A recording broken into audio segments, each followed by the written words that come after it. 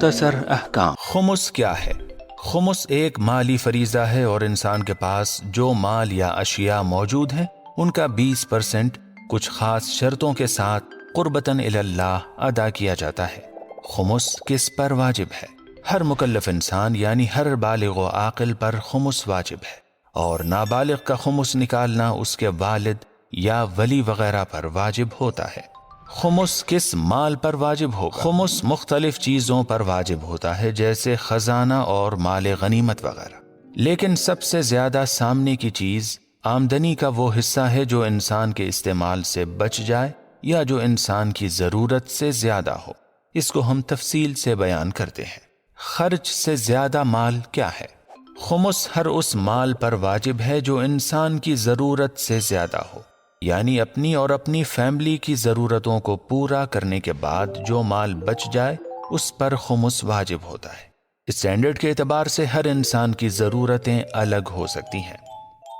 مثال کے طور پر ایک انسان ہے جس کے پاس 2 منزلہ مکان ہے اور وہ اپنی فیملی کے ساتھ ایک منزل میں رہتا ہے، اور چونکہ اس کے گھر میں ہمیشہ مہمان آتے رہتے ہیں اس لیے اس نے اپنی دوسری منزل مہمانوں سے مخصوص کر رکھی ہے، تو ایسی صورت میں دوسری منزل کا خمس اس پر واجب نہیں ہے۔ یا پھر ایک ایسا انسان کہ جس کے پاس بہت سی کتابیں ہیں لیکن وہ ایک ریسرچ اسکالر ہے، اس صورت میں بھی اگر اس نے ایک بھی کتاب نہ پڑھی ہو اس پر کتابوں کا خمس واجب نہیں ہوگا۔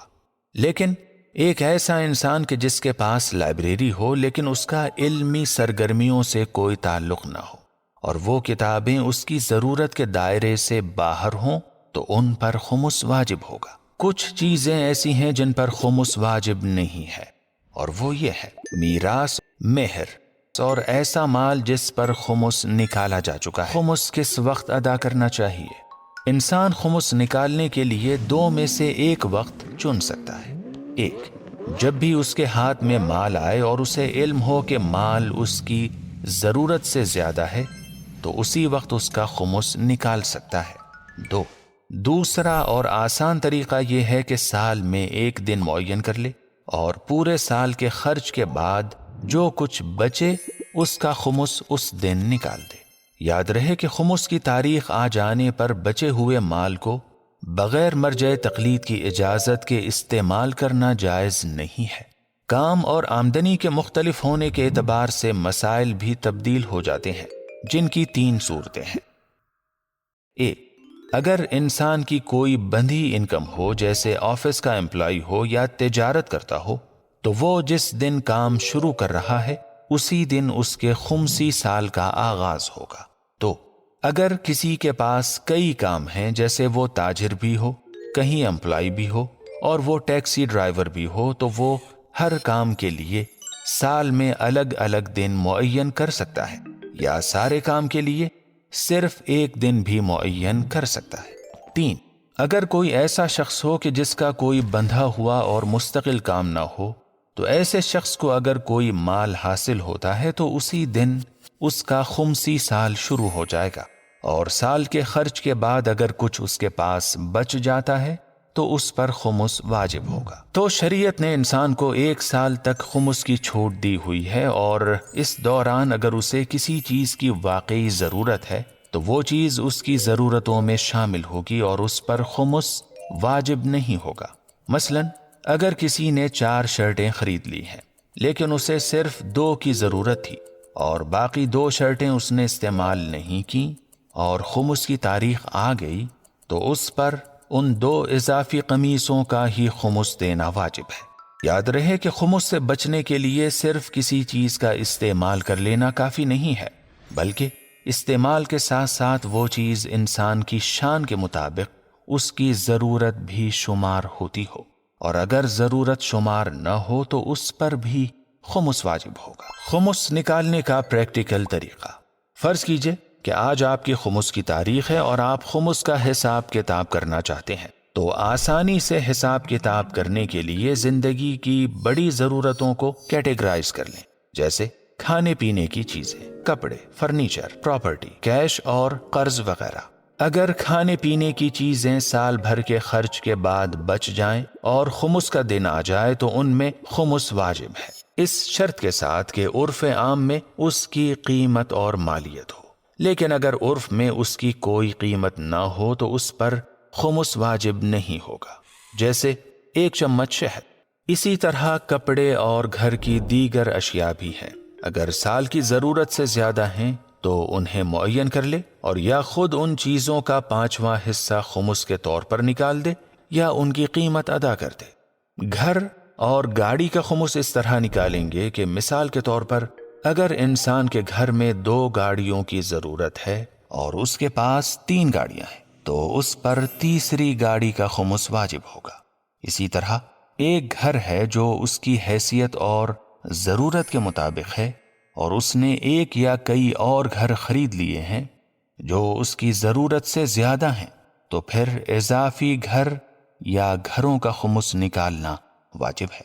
لیکن اگر اس نے گھر بنانے کے لیے کوئی زمین خریدی ہے یا گھر بنانے کے لیے میٹیریل خریدا ہے لیکن اس کو 1 سال تک استعمال نہیں کیا ہے اور وہ سال بھر ایسا ہی پڑا رہے، تو اس مسئلے میں آپ اپنے مرجع تقلید کی جانب رجوع کر سکتے ہیں۔ نقدی مال کا خمس بھی آسان اور واضح ہے، یعنی جو مال اور پیسہ سال کے خرچ سے بچ گیا ہو تو اس پر خمس واجب ہوگا۔ اب سوال یہ کہ قرض میں خمس کیسے نکالیں گے؟ اس کا جواب تفصیلی ہے۔ اگر انسان نے کسی کو قرض دیا ہے اور اسے 1 سال گزر چکا ہے تو اس پر خمس واجب ہے۔ اگر کسی نے قرض لیا ہے تو یہاں 2 احتمال ہیں۔ اگر قرض لیا ہوا مال بعینہ یعنی ایگزیکٹ وہی مال موجود ہے یا اس کا بدل موجود ہے تو اس کا خمس نہیں ہے، لیکن اگر قرض لیا ہو اور مال اس نے خرچ کر دیا ہو اور یہ خرچ اس کی ضرورت اور شان کے مطابق بھی رہا ہو تب بھی اس پر خمس واجب نہیں ہے، اور وہ اتنی مقدار میں اس مال سے کم کر سکتا ہے جس پر خمس واجب ہوا ہے۔ اب سوال یہ پیش آتا ہے کہ کیا ان تمام اوزار، آلات، اموال اور مشینوں کا بھی خمس نکالا جائے گا جو تجارت یا کسی کام میں استعمال کیے جاتے ہیں؟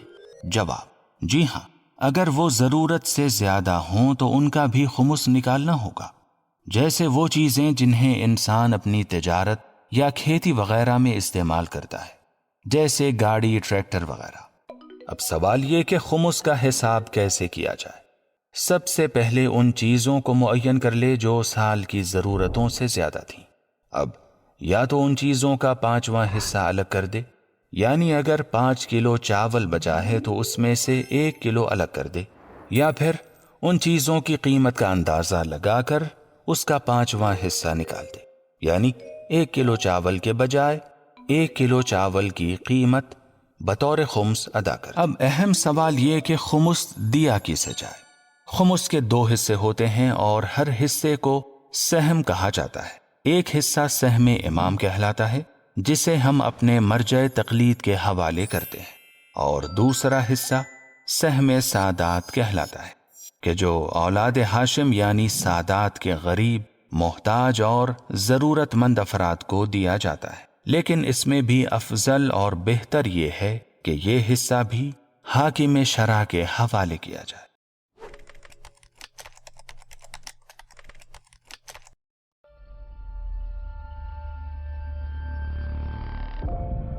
سبیل میڈیا، قرآن و اہل بیت کا راستہ، کامیابی کا راستہ۔